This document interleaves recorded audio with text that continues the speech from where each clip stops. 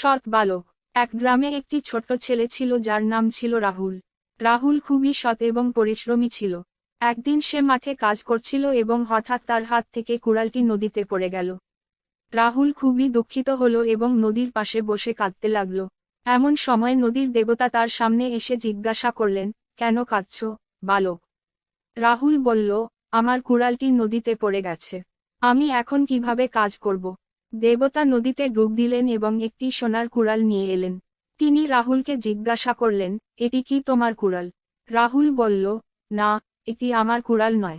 দেবতা আবার ডুব দিলেন এবং একটি রূপার কুড়াল নিয়ে এলেন।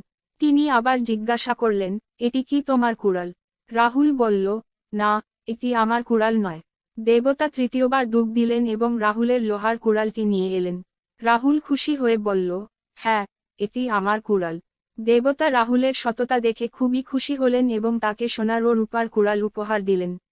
নীতিকথা, সততা সবসময় পুরস্কৃত হয়। এই গল্পটি ছোটদের জন্য শিক্ষণীয় এবং মজার। আপনি কি আরও গল্প শুনতে চান? তাহলে আমাদের চ্যানেলটি সাবস্ক্রাইব করে দিন এবং শেয়ার করে দিন।